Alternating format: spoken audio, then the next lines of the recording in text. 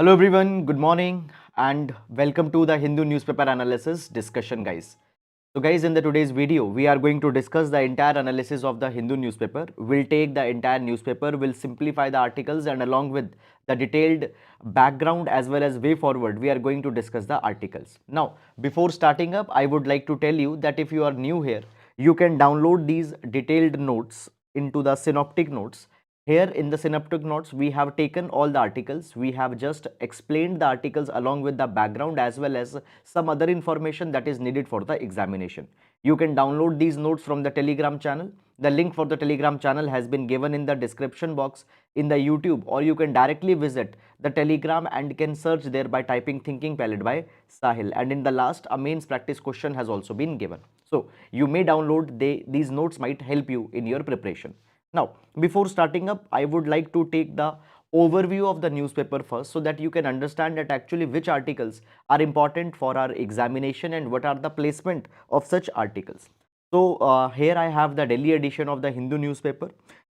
You might have some different edition also. However, you don't need to worry because the news are same, only the regional section changes, and anyhow regional section contains the political and crime and law and order related news only, which most of the times are not that much important for the exam. Now the first article, Indian and Chinese soldiers clash near the Arunachal border. So basically guys, we have seen this particular thing that the confrontations between the India and China is increasing. In 2020 there was a clash between the between the China and the Indian soldiers, and now again basically such kind of thing has happened. Now understand this particular thing, that this particular clash has happened into the Tawang sector into the Arunachal Pradesh. However, I'll not suggest you to go too much into the detail and just locate exact place where the dispute happened and all such kind of a things. However, we need to see this particular thing into the broader context of the India-China emerging disputes that are there. Then retail inflations fall below 6% mark for the first time. So for the last for this entire year we have seen that the inflation has been above the 6% mark. But now for the first time the inflation has come at the mark of 5.88% into the month of November. It is because of the cooling prices into the edible oil, okay, as well as the vegetables. Okay, but I'll not suggest you to track month by month data of the inflation or any such kind of a things. Okay, then moving on, after that in the city section the regional politics etc has been discussed, not very much important, advertisement etc has been given. So guys, directly we'll be reaching to the editorial page, and on the editorial the first article, curbing individualism in public health. So this is a good article with respect to the examination. We'll see this article.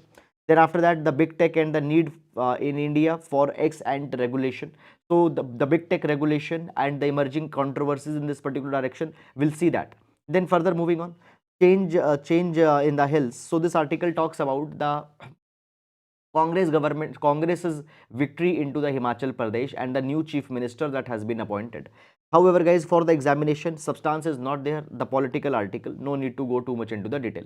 Then further moving on, ready for the worst. Now this particular article, this article is talking about the recent cyclone landfall that happened into the Tamil Nadu. Okay, we'll see the article with respect to the examination as what it is talking about. Then further moving on, politics of the national renewal. We'll see this particular article with respect to the exam as what it is talking about. Then the Shiv Shakti, Bhim Shakti possibility, not a very much important article for the examination. Then coming on to the text and the context page. Now on the text and the context, the first article is why there is a friction between the government and the judiciary. We'll see this particular article with respect to the exam as what it is talking about. Then the next article onto the next page is weighing on in the efficacy of female leadership in the government. We'll see this particular article also with respect to the examination. Then further moving on, a developmental model that shuns shortcut to the political gain needed, not important article with respect to the examination. Okay. However, guys, here we can see that the Rajya Sabha has passed the futuristic energy conservation bill. We'll see this particular article with respect to the examination as what it is talking about. Then after that, the benefits of the policy of rare disease not reaching the patient. So again, with respect to the public health, we'll see this particular article with respect to the examination. Then moving on, again the political articles etc has been given on to the page number 11 majorly. Fine, so no need to go too much into the detail in these particular articles. Then after that, moving on, government to turn these many villages to the model tribal village. We'll see this particular article. Fine. Then guys, further moving on, remove offending allegations in the petition against conversions. So basically against the conversions, there is the petition that has been filed into the Supreme Court, and even few days back the Supreme Court has observed this particular thing, that into the name of charity, into the name of giving some benefits to the people, their conversion should not be asked. Now every day the arguments that are being made into the petition, etc., what are the counter arguments, they are not very much important for the exam. No need to go there. Then further moving on, after that guys, Chinese hospitals caught off guard as COVID cases surge after the reopening. Not important article with respect to the examination. The article is just talking about that how the number of the article is talking about that how the number of cases are increasing.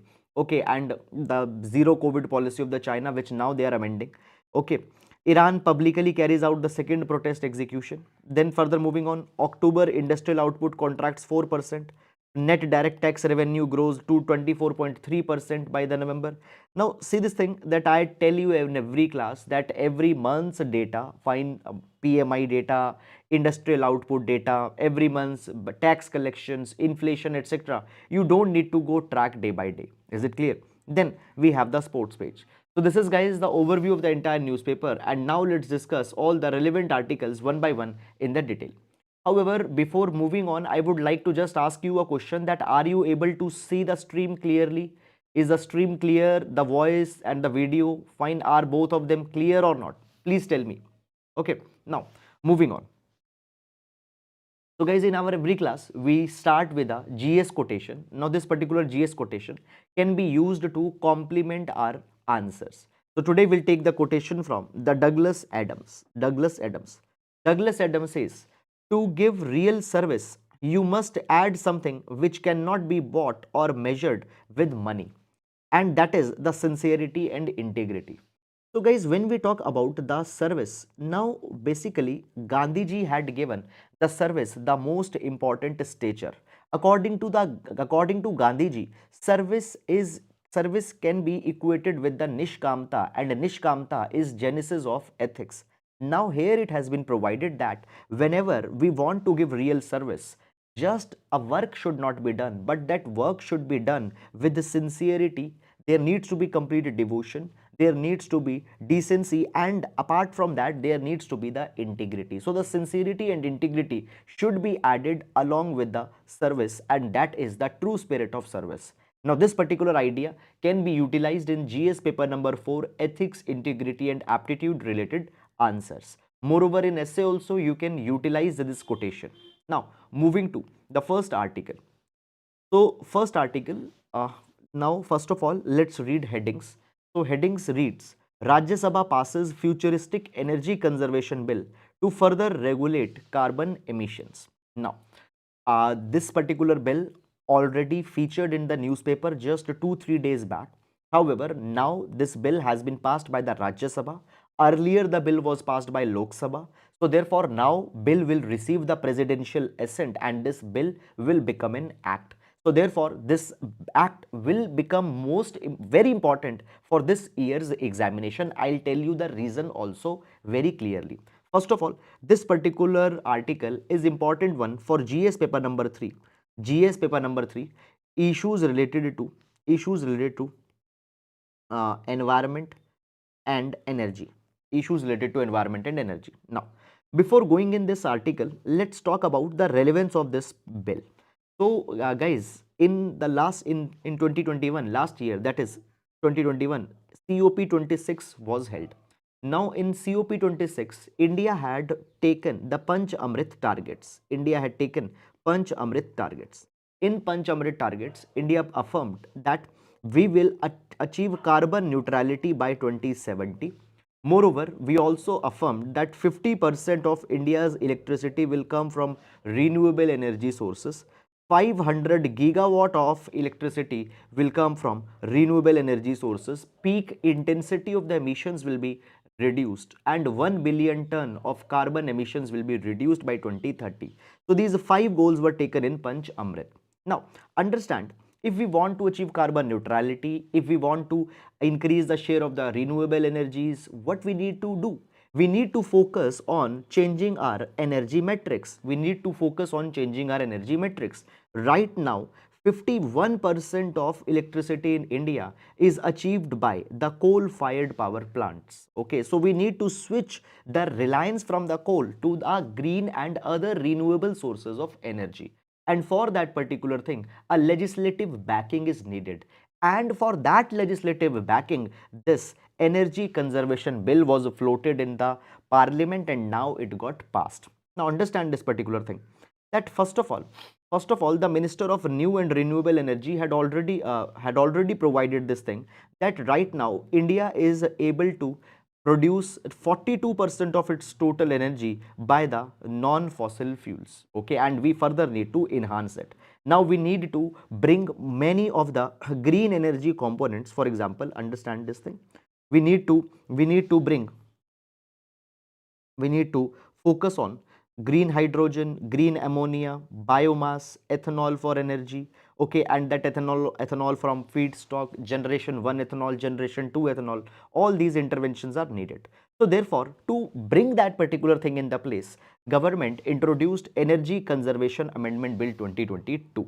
Now understand, if you read this particular article, the article doesn't contains much of a substance for the exam. However, here in the article, I have provided you all the important features of this entire bill which can be used in our exam. Okay, so we'll see these key features one by one, and these key features, I just want to put the courtesy that I have taken the help from the PRS, as well as I have also taken the help from the other newspapers also. Now, let's understand. The first feature of this bill is carbon credit trading program. Now, what is the carbon credit trading program? So basically, the carbon credit trading program, I just will explain you with the help of an analogy. Few days back also we have taken this article. So if you have seen, revise it, and if you have not seen, please be very careful. Carbon uh, credit trading program. Now basically, all the polluting industries in the India, they will be given a particular carbon quota. For example, steel. Steel is a polluting industry. Steel is there, cement industry, steel, cement. Let's take these two industries. Now, let's say we'll give a carbon quota to the steel industry. For example, the steel industry can emit 100 ton of carbon in 1 year, and let's say cement industry can emit 80 ton of carbon per year. Now, within the steel sector, individual players will also be given a particular quota. For example, in the steel sector, there are three players, A, B and C. Now A, out of this 100 ton, can be given, for example, they can emit 40 ton, B can emit 40 ton and C can emit 20 ton. Depending on to the size, they will be given their respective quotas.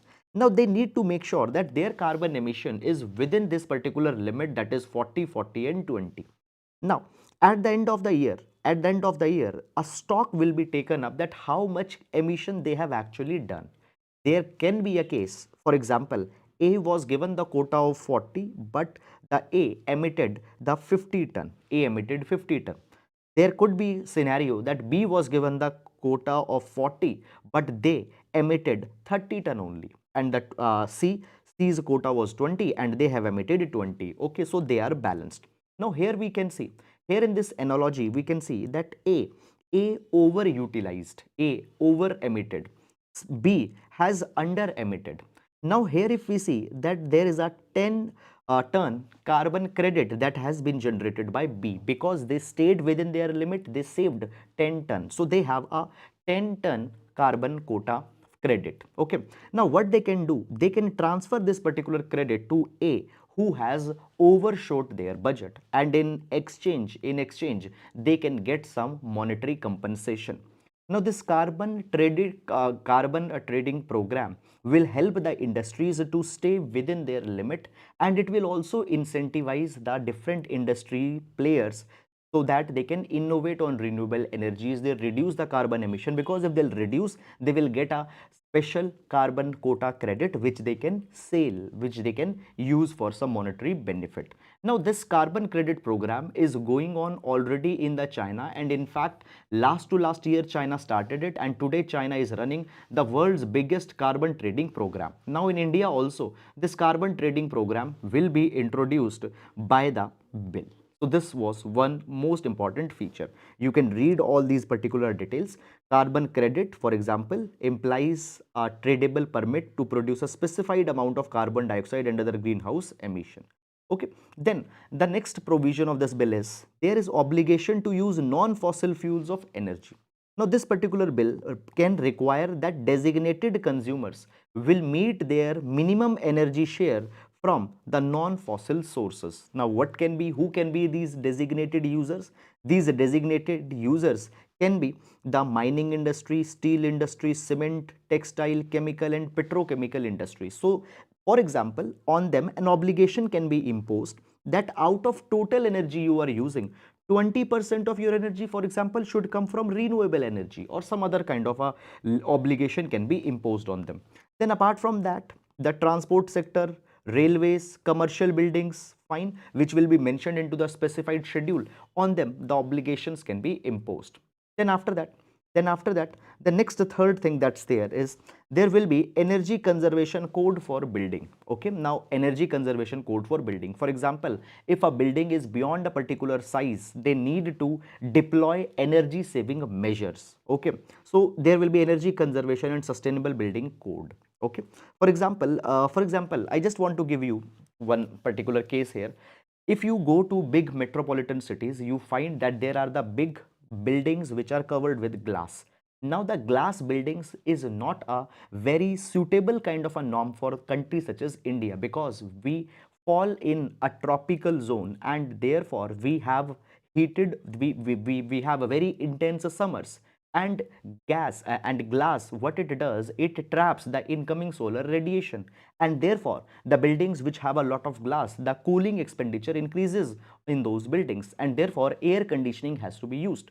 These buildings were suitable for the Western European or the temperate countries, but not for India. So these are unsustainable and the buildings which are not eco-friendly.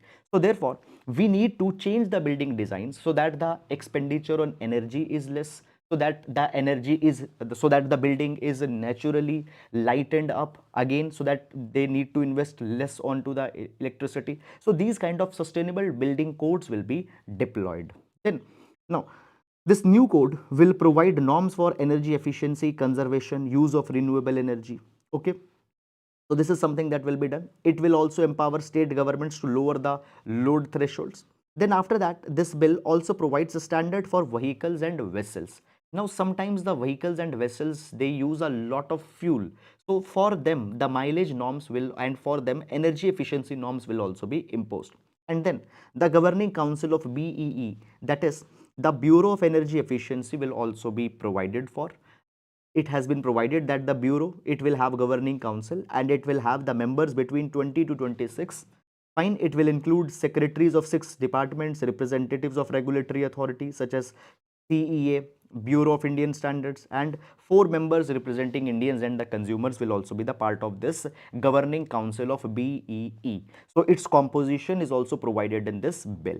So these are major features of this entire bill, and as I have told you that we have went beyond the scope of this article to cover this, and one thing I can assure you that you don't need to go beyond this bill for the scope of our article. So that's all about this one, and now we'll move to next article. Okay, before moving on, let's take if there's some doubt. There's one doubt, sir, but how it will reduce carbon emission if states buy carbon credit from other states? Fine, see this thing, right now there is no such kind of norm. Fine, what we are going to do, will bring the norms, and by bringing the norms will impose that particular norm on every industry. So what we can do, for example, we can calculate that we want to become carbon neutral by 2070, and to become carbon neutral x amount of emission can be done, and then that x amount of emission can be divided across the industries, and then they'll be asked to stay in that particular limit. So what we'll do, we'll make them accountable, and we will be able to fix a particular limit which was not there till now. So in this way it will help. Now, moving to next article, benefit of policy on rare disease not reaching the patient's MP. Now, this article here will discuss the rare disease policy. What is a rare disease? What are the issues in this policy? Okay. Now, understand this thing. One thing I want to tell you, that newspaper is not just for the content, but sometimes in newspaper there are certain issues that are coming, which newspapers are indicative. They tell us that what can be the important question which can be asked. Okay. So, let's discuss this. Again, one thing I want to tell you, that this article number 1 will be important for GS paper number 2. GS paper number 2, issues of health. And second thing, the article is containing just one line of concept, that national rare disease policy is not providing the help. But we will go beyond the scope of this article and will discuss the entire rare disease policy 2021 that was launched by the government of India last year, and then we'll see the criticism of this particular policy. First of all, what do we understand by rare disease?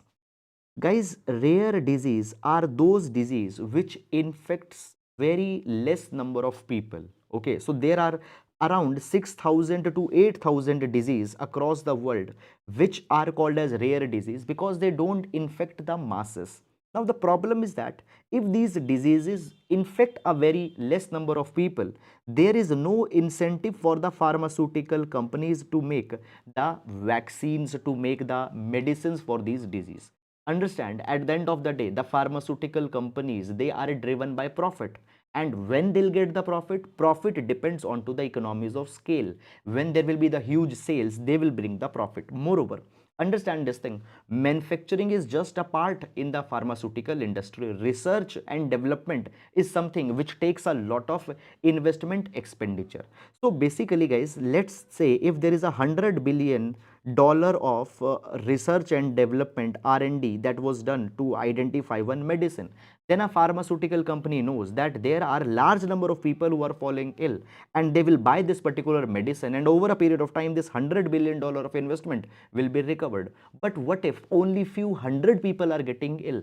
Obviously they cannot recover that particular cost. So for the rare disease, often the medicines are not there, often the drugs are not there, often the treatment regimens are not there. Moreover, the doctors often are not most of the time specializing in these kind of a disease. So they are called as a rare disease, and often they are also called as the orphan disease. Orphan disease. Okay. So therefore, when we talk about the rare disease, around 6,000 to 8,000 diseases are rare disease, and less than 5% of them, they have therapies available to treat the people. Now, recently, that is 2021, the Ministry of Health and Family Welfare had approved National Rare Disease Policy 2021. And this policy has three major aims. Number one, to increase focus on indigenous research and local production of medicines. As I told you, that many of the big pharmaceutical companies will not be doing that. Second thing, to lower the cost of treatment of rare disease. Fine. Guys, understand this particular thing, that even if some company will make the medicine, they'll charge extra for that. Why? Because only from few people that premium, that R&D expenditure is to be recovered. So these costs, these vaccines and these medicines are very expensive at most of the times. For example, there is SMA, fine, spinal muscular atrophy disease, and for that thing the medicine that is to be given, it cost 16 crore rupees. Fine, these highly expensive medicines. Then this policy aims to enhance the capability for screening and detecting the rare diseases at the early stages, so that their prevention can be done, their treatment can be done. Now, this particular rare disease policy of 2021 had categorized the rare diseases in three parts. Group 1, disorders that are amenable to one-time curative treatment. At one therapy or one single session of the medicine or some operation will remove the disease. Second group are those diseases which require long-term or lifelong treatment. There is no one-time treatment, lifelong therapy or lifelong medicine is to be taken up. And then there is group 3, where definitive treatment is available, but that treatment is very expensive. Fine, very expensive, and optimal patient selection is to be done. That is a challenge. So these are three categories in which rare disease have been divided. Now what government is doing? Government provides that the people who are suffering with the rare disease, who are listed into the group 1, that is a disease which can be treated with one time treatment, government will provide the support up to 20 lakh rupees under the Rashtriya Arogya Nidhi scheme. Now what is this Rashtriya Arogya Nidhi? Rashtriya Arogya Nidhi schemes provide financial assistance to the patients who are below the poverty line, okay, and who are suffering with the major life threatening diseases, and they can receive that particular treatment at the specialty government hospitals. Now only for the rare disease it's provided that not only the BPL people will be covered, but up to 40% of the population will be covered for the rare disease group 1. They can go and they can take the treatment, and per person up to 20 lakh rupees assistance will be given, under which scheme, again I am highlighting, Rashtriya Arogya Nidhi scheme. Then apart from that, for the group number 2 and group number 3, government has started other initiatives also under the rare disease policy. For example, there is provision of an alternative fund. Now what's this alternative fund? It will be a voluntary crowdfunding treatment facility that will be established. Now what's this crowdfunding? Basically, you might have seen on the YouTube or the Facebook that there are certain campaigns or certain ads which are being shown, where they show you that some person XYZ is suffering with some ABC disease, you please contribute some money. So crowdfunding is a mechanism where all the people will contribute some money for a particular cause. So there will be a voluntary crowdfunding treatment process. A digital platform will be developed where voluntary individual contributions can be done, corporate contributions can be done, and that particular money will go for the treatment of the people who are suffering with the rare disease. Then after that, there will be center of excellence. Now these center of excellence will aim to provide tertiary health care facilities for the prevention and treatment of the rare disease. Okay, and here just a minute, 8 health facilities fine will be established as a center of excellence, and they'll be provided the monetary assistance. And when then there will be national registry. In national registry there will be the database about rare disease, fine, comprehensive definition of the rare disease will be given, okay, and the journal material will be provided on the rare disease. If somebody wants to specialize in that, somebody wants to do research in that, so a national registry will also be provided for that particular thing. So hospital based registry of rare disease to ensure adequate data, comprehensive definition are available, okay. So these are the important interventions that have been done for the rare disease and the rare disease policy of 2021 that came. Now what this article is talking about? In this particular article, one of a Rajya Sabha MP have provided that though government introduced the policy on the rare disease, but up till now people are not getting the help for that. By the way, understand one thing, government increased the funding of this particular disease up to 50 lakh rupees per patient, group number 1, but still the money is not actually reaching the people. Center of excellence, they are not actually either they all of them have not been notified, or if they have been notified, they are not actually providing the treatment. So ground implementation is very much weak. This is the entire issue that has come. If you remember GS paper number 2's syllabus, there is provided critical evaluation of government schemes. So such kind of things can also be used there. Moving to next article. Weighing in on the efficacy of female leadership in government. Now this article will see with respect to GS2, women participation in politics. Women participation in politics. Moreover, GS1, women's movement are mentioned there. There also this article can be used. Now, before moving in this article, why this article has come? First of all, this is an archive article. Okay, this is an archive article. Archive articles are those articles which are published earlier in the newspaper, and again they have been published because of some social relevance that has come. So recently, the government has given a reply in Lok Sabha, and government has provided that the representation of women in in the parliament and in most of the state legislature is below 15%, and in some of the state assemblies, actually in 19 of the assemblies, the women participation is just 10%, which is quite low.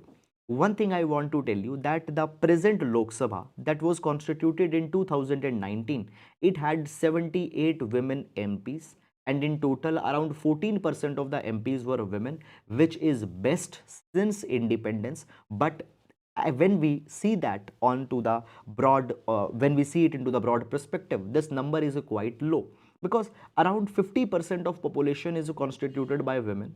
Some percent, 48 or 49% population is constituted by the women, but at the same time their representation in parliament is just 14%.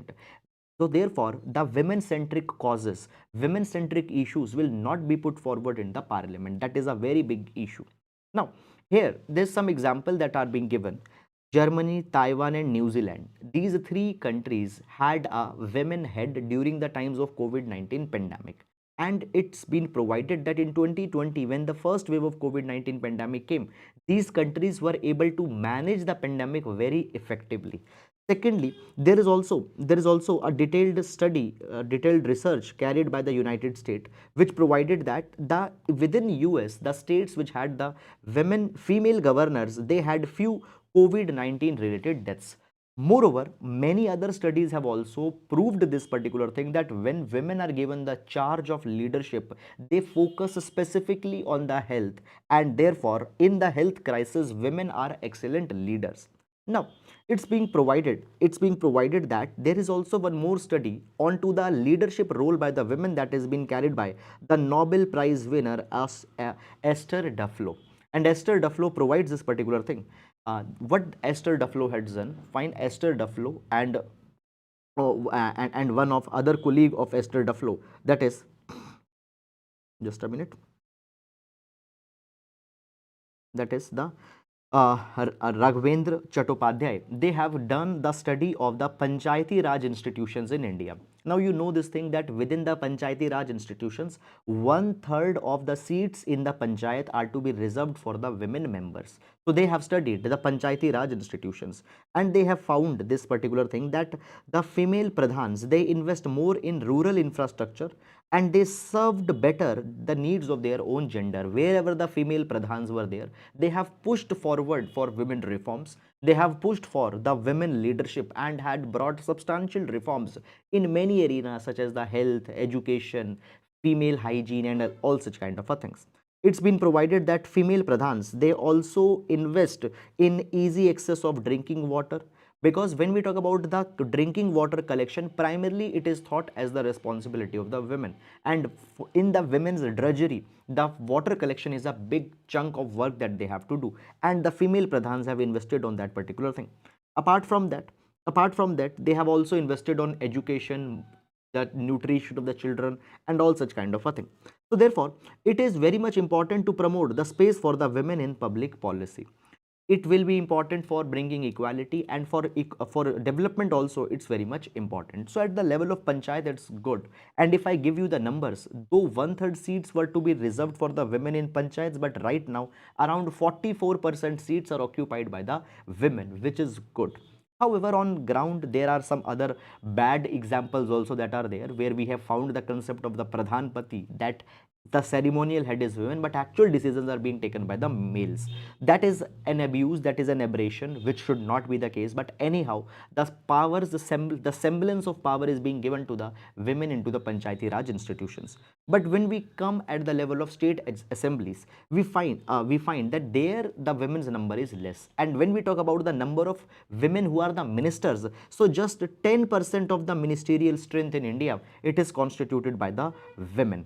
And when we talk about the chief minister, we see this particular thing, that only we find this particular thing, that only Miss Banerjee is the female chief minister, who is the chief minister of West Bengal, Miss Mamta Banerjee. Though we got the female president, which is encouraging, but still more women are needed to be brought into the leadership role. Now understand this particular thing, that only 14% of the MPs are in Lok Sabha, and this gives India a very poor rank, 143 out of 192 countries. Okay, uh, uh, fine. In the interparliamentary union for the interparliamentary union ranking, where the women's representation is being talked about, we are ranked 143 out of 192 countries.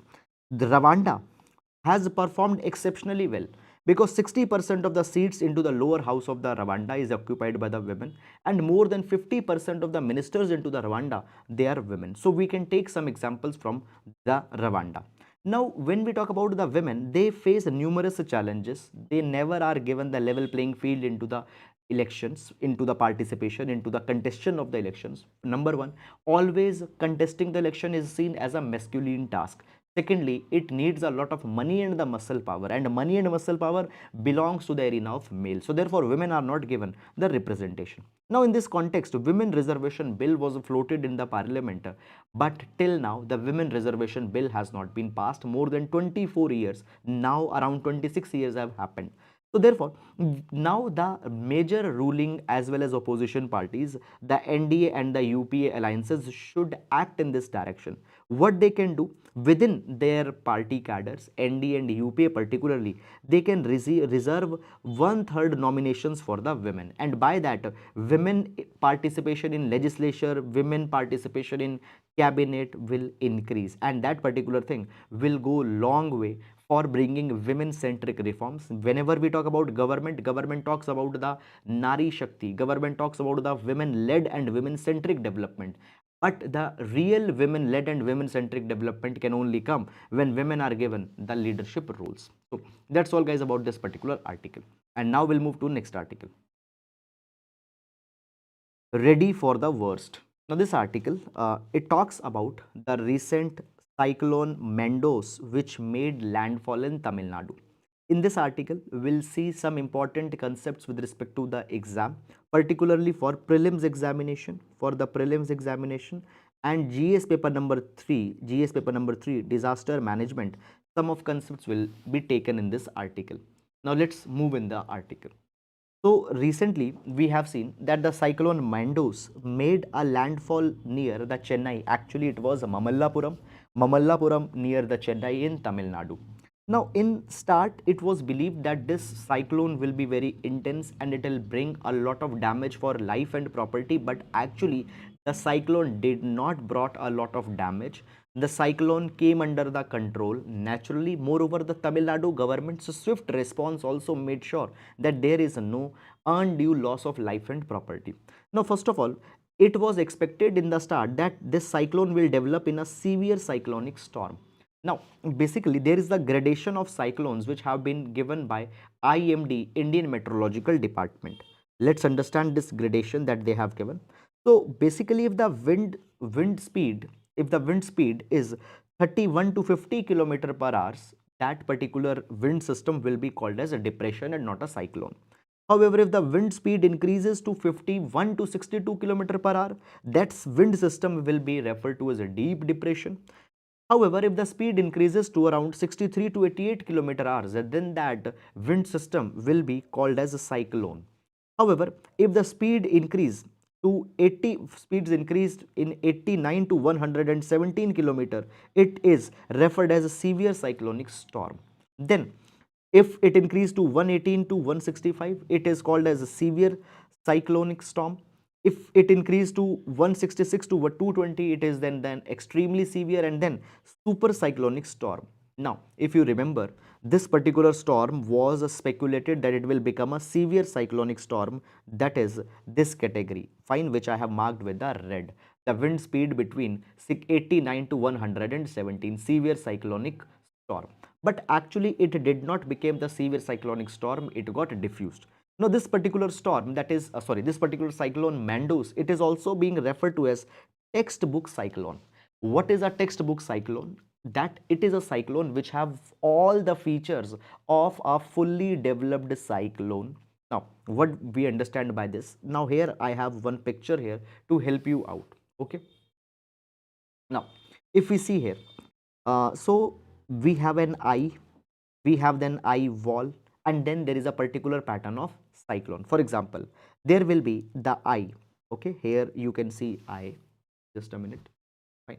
There is an eye, and when we talk about eye, the eye is characterized by lighter winds, and it is often characterized by the clear sky. So between the where the eye of a cyclone will be there, there will be clear skies, and the diameter of this eye can be around 40 kilometer, but sometimes it can be small as 10 kilometer and big as 100 kilometer.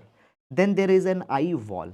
The eye wall is a dense ring of cloud which is around 16 kilometer high, and it marks the region where there will be the strongest winds and there will be the heaviest rainfall. So here there are the eye wall, and then there will be spiral rain bands. What are the spiral rain bands? These are the bands of heavy convective shower which spiral towards the eye. So convective, high convective basically bands will be there. Okay. Now basically all these features, that is a clear eye, a clear eye wall, and a clear spiral rain bands were there, were associated with this cyclone Mandos. So, and because of these very clear features, it is being called as the textbook cyclone. Fine. However, when this particular cyclone approached the Chennai, fine, when it made the landfall, it became diffused. Okay. Now, this cyclone Mandos, it was very much similar to the cyclone Varda. Now, cyclone Varda came in 2016, but actually the cyclone Mandos, it came with high rains. And according to that, according to the estimates, the rains were particularly more high. Now, when we talk about the Tamil Nadu government took the swift response, and their disaster management system was very good in the times of the crisis, and the administration was very much swift, and therefore the life did not got disrupted severely because of this particular cyclone. Now, what government has done? Number one, government has in advanced focus on improving the storm water drain networks. Now, what are the storm water drains? So these are the drains which will drive out the excessive water which will come in an event of unlikely rain or in the event of cyclone. So they've cleared the storm water drainage systems. Moreover, basically the Tamil Nadu government coordinated with the meteorological department and prepared, okay, for the post landfall situation in the advance. Then second, thirdly, they have also used the technology for the better forecasting and for the information dissemination. They tracked this cyclone very actively, and they identified exact place where it will make the landfall and provided information in advance to the people from where they need to evacuate, from where they need to find the shelter and all such kind of things. However, there is still a scope that can be, so still there is the chances of the improvement. Actually, the government should aim for zero fatality, and for that particular thing, state government can improve their functioning by using more of a technology, by making people much ready for meeting such kind of vulnerabilities. Now, when we talk about the official machinery should focus on ensuring no loss, and today IMD has such rich repository of data. Government Tamil Nadu has so much of experience in handling the cyclones that actually they can achieve the goal of zero fatality in events of cyclone. This is all about this particular article. I hope that you have understood it. And in GS paper number 1, particularly the geography related questions, these issues have been asked multiple number of times. So please understand this thing very clearly. Moving to next article.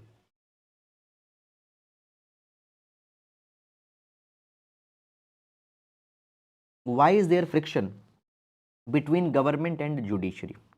Now, this article has become again a daily soap of newspaper discussion. Every day there is one or two article that coming on this particular line, and today a full page article on text and the context page has come, but it's not giving us any new content. If you are following newspaper analysis regularly, we have discussed it multiple number of times. Okay, now this particular issue becomes relevant for GS paper number 2, the conflict between executive and judiciary. Now both executive and judiciary happens to be independent wings within the state of India, and the confrontation between them, it brings a constitutional crisis. So therefore this article is important. Now before going in this particular article, actually I'll tell you that what's the issue that's going on. So right now law ministry and Supreme Court is in a kind of a controversy, where number one, Supreme Court alleges that government is not clearing the name of the judges that are being cleared by the collegium. Now when we talk about the appointment in the Supreme Court as well as appointment into the High Court, you know this particular thing, that the appointment of the judges, it's done by the collegium. Now this particular collegium will consist the Supreme Court judges. For example, if appointment of a Supreme Court judge is to be done, then that particular name is to be suggested by the collegium, which will consist the Chief Justice of India and 4 senior most judges of Supreme Court. And if the appointment in High Court is to be done, then that particular name will be suggested by the Chief Justice of India and 2 senior most judges into the Supreme Court. However, whenever the vacancy will come in a High Court, the process has to be initiated by the Chief Justice of High Court. Chief Justice of High Court will convey that particular information to the Chief Justice of India in the Supreme Court, and 6 months in advance will notify that such kind of a vacancy is coming. Okay, this is something that is happening. So basically, now what's this entire matter? The entire matter is that Supreme Court says that we have cleared the names for the appointment of the judges, and we have given that particular recommendation to the President of India. But President is not clearing that particular name.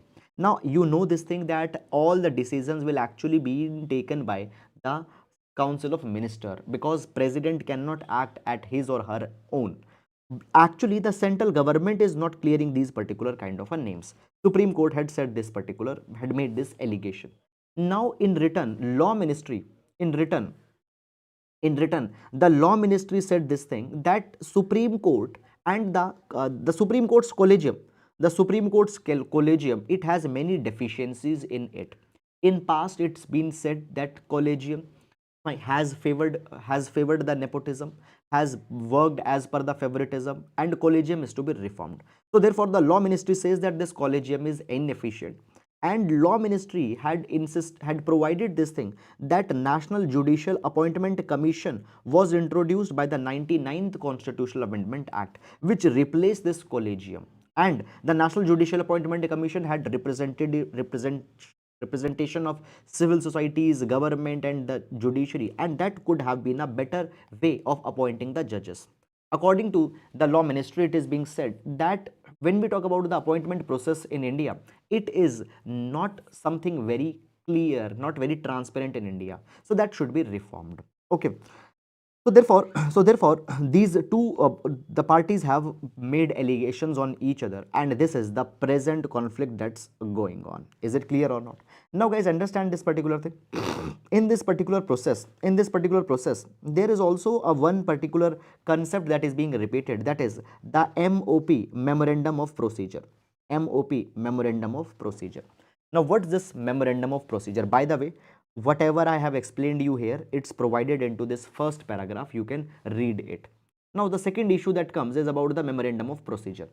So Memorandum of Procedure got finalized in 1998, and actually it is a document which lists the appointment process of the Supreme Court judges, High Court judges, etc.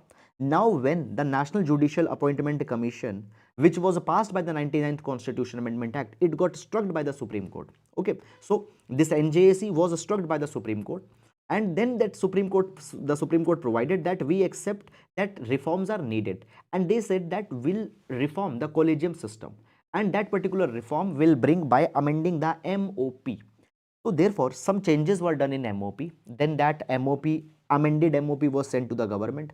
Government again submitted back their own comments, and such exchange had happened. Multiple rounds of exchange had happened, but up till now no concrete change or no concrete amendment has been brought in MOP. According to the several media reports, it has been provided that that particular thing stays into the cold storage. So National Judicial Appointment Commission got scrapped. MOP did not got finalized. Still the collegium system is there, and even now the Supreme Court has also provided that right now the collegium system is the mechanism, and it will continue till the time some other reform comes. This is something that is going on. Okay, though they have said that we will make a relook on that particular thing. Center have also argued that the collegiums, okay, it is not working efficiently, and many a number of times, as I told you, when there is a vacancy that will come into the High Court, the High Court, Chief Justice of High Court has to notify 6 months in advance. They are also not notifying that. Okay, so this is also the issue that is going on. Moreover, the government has complained that the Supreme Court even rejects the 25% of the names which are being submitted for selection of the judges at the High Court. So these are all issues that have come in this particular direction. Now, one thing understand very clearly, in this particular article, a lot of dates have been mentioned. For example, on that date, law minister said, made this statement, then the Supreme Court judge made that statement. So ball by ball commentary has been given in this particular article. You don't need to refer to that at all. Fine, आपको वो बिल्कुल भी नहीं देखना है. You don't need to go on that particular line. So just I'll show you one example. So basically day-to-day account that okay on May 25, July 7, 2016, August 3, 2016, March 13, 2017. This particular thing is not something that is needed for the exam. So highly selective content is needed, and all that particular thing I have explained and provided here into the notes. Now moving to next article. Curbing individualism in public health. Now this particular article, it talks about that how government needs to change its approach, government needs to change its philosophy when it comes to health system in India. We'll see this article with respect to GS2 health, GS2 public health. Okay, let's talk about the article. So article talks about that in public health there is a lot of biasness, a lot of focus that's given on individualism in public health. Now understand this particular thing. There is individualistic idea of health, and then there is a public idea of health. What is individualistic idea of health? Individualistic idea means that a particular person's health is important, and when a particular person will fall ill, will treat that person, will give the medicine to that particular person. So to person approach is the individualistic idea of public health. And then individualistic idea of the health, sorry. What is public health? Public health focuses not on one or a group of individual, rather it focuses on building the institutions which can cater the entire population of the country. Here is one example that I can give to you to explain. For example, when we talk about undernutrition, undernutrition is a big problem in India, and when undernutrition as a problem comes, we provide the micronutrient supplementation, we provide a food fortification, we talk about giving some supplements to a person, and by that we solve that particular problem. But rather than doing that thing, can't we overarchingly change our entire public distribution system? We introduce a supplementary nutrition program for everyone. We bring the health services for everyone so that nobody becomes malnourished or undernourished. So rather than focusing on individual to individual, the entire systems, entire processes are to be focused so that entire population can take the advantage. Now, what is first of all the definition of public health? Here we can take the reference from the WHO. WHO, it refers, public health refers to all the organized measures, whether public or private, to prevent disease, promote health and prolong life among the population as a whole. So entire population is to be catered, not a group of people or not a specific section of people. I'll give you one more example. For example, guys, when the health insurance schemes comes, or when some other kind of a health schemes come, they focus on BPL, they focus on BPL plus APL or SC/ST group or tribal group. So what they are doing, the health programs are focusing on one particular group and not entire population as a whole.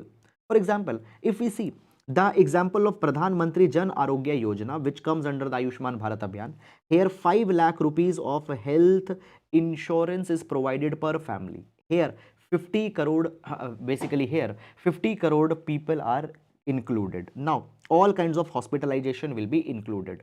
Okay, so 5 lakh rupees cover to 10 crore families, which means 50 crore people, they are being covered. Now it's being provided that the need of the hospitalization service per year for any population, for complete population is needed. You don't need to cover only 30%, 40%, but entire population is to be covered. Now just I want to give you one analogy.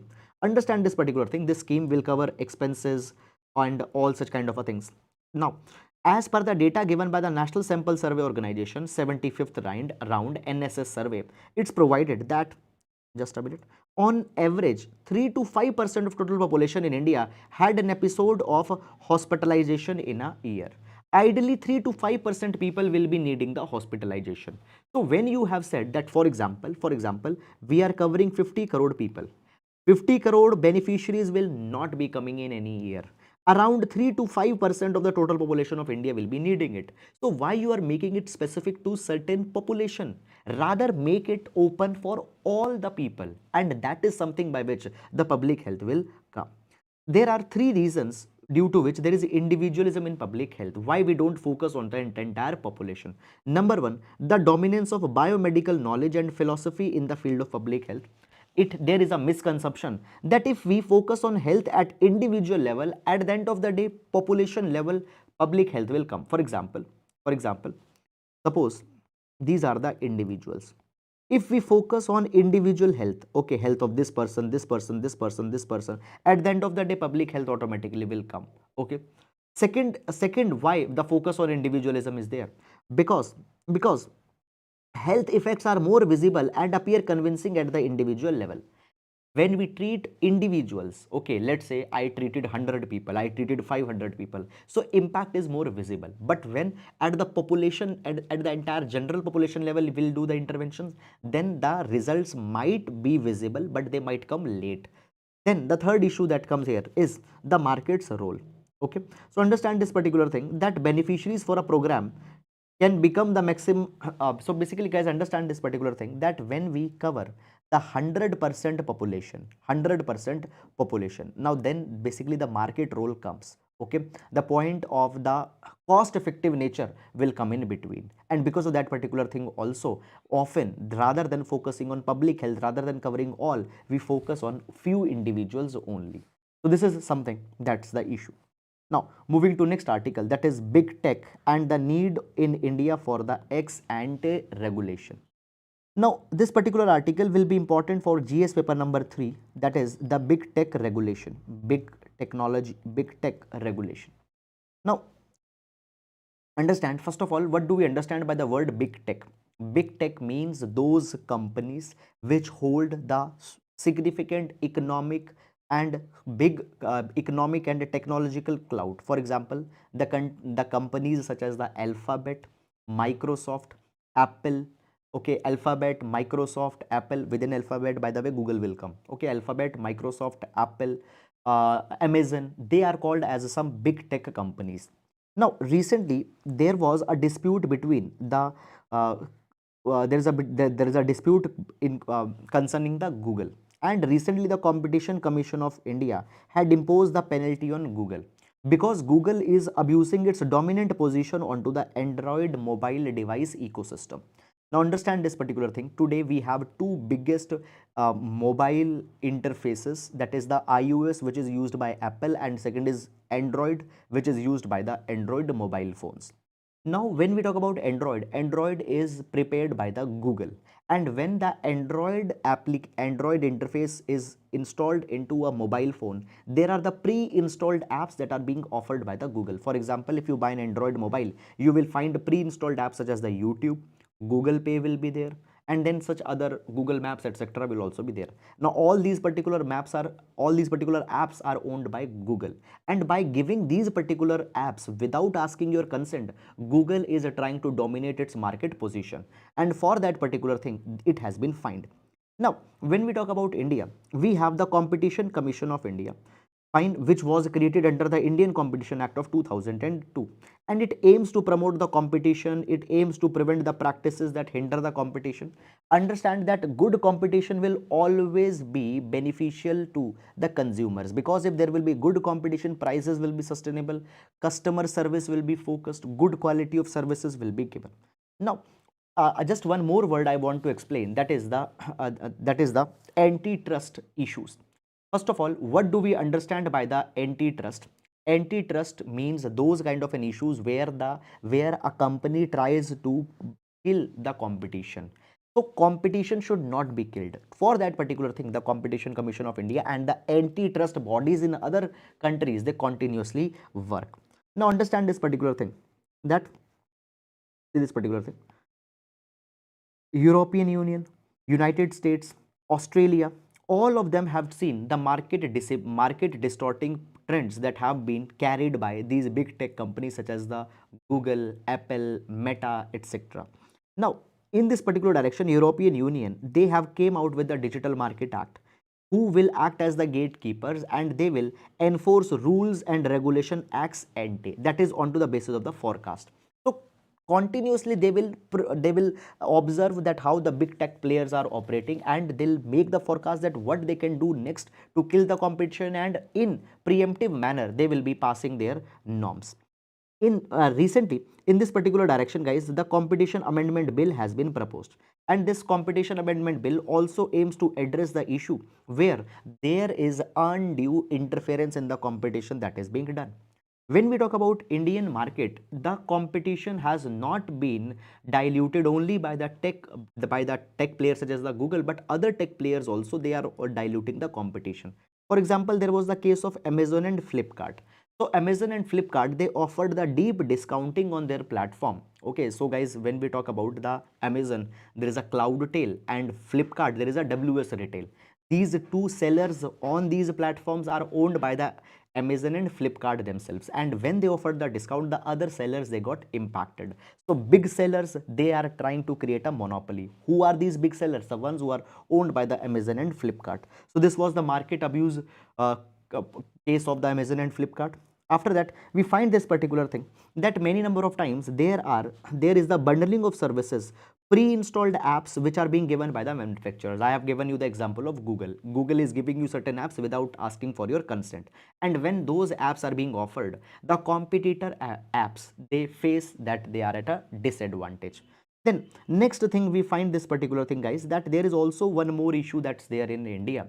Understand this particular thing, and just understand this particular thing, that there are the small kirana stores, they are competing with e-retailers such as the Big Basket, Grofers, Zepto, etc.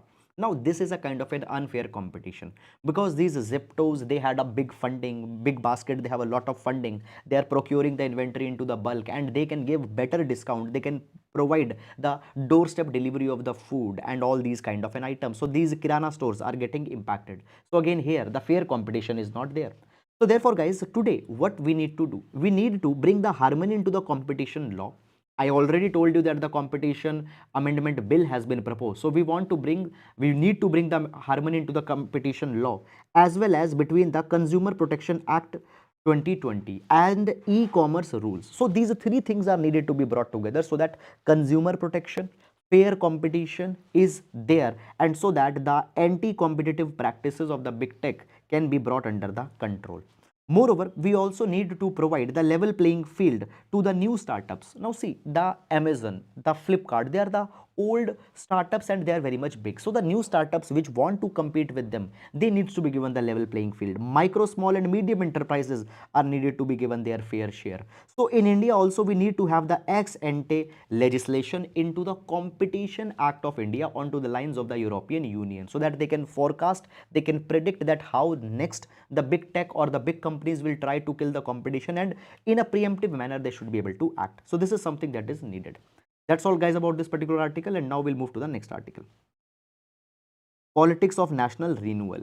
Now this particular article, guys, this article can be seen with respect to the essays and GS paper number 2. It is just giving a kind of an overview that how into the present times there is a decline of democracy that is going on in our country.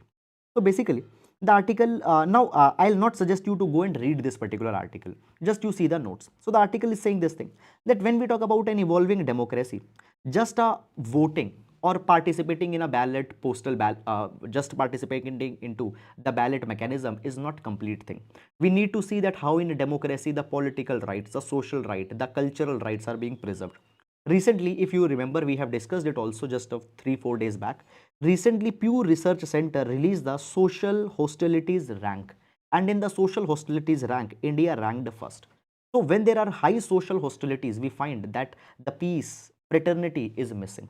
Then we find this particular thing, that we should not focus on to the institutions of democracy, but the quality of democracy should be focused.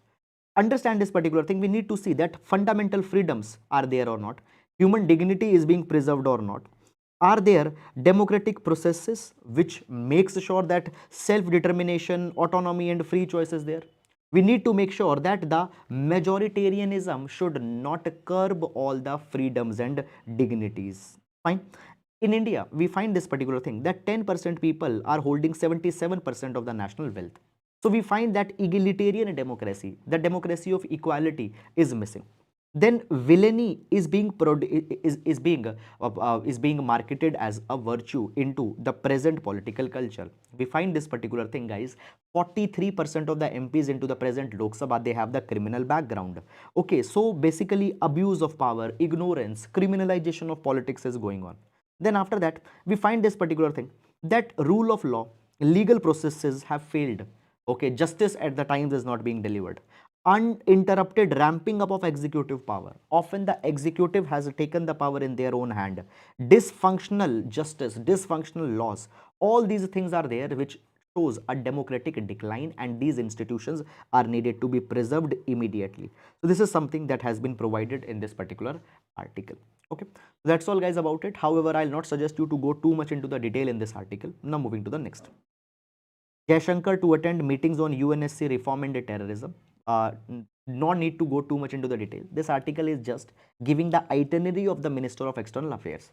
So Minister of External Affairs is will be traveling to the New York, and in New York he'll participate in the two of the sessions of the United Nations Security Council, which will be number one. The session is called as the New Orientation for Reformed Multilateralism Norms session.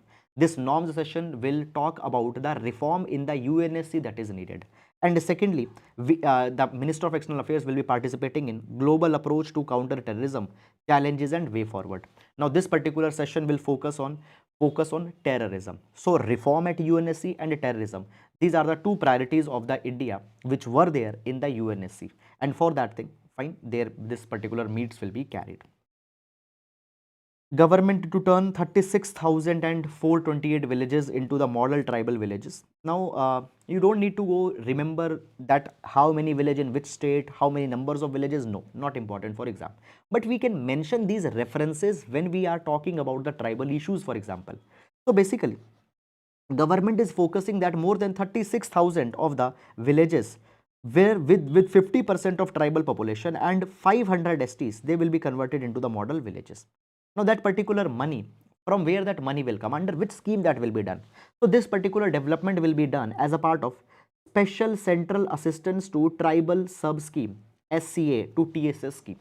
Now this particular scheme has been renamed as Pradhan Mantri Adi Adarsh Gram Yojana.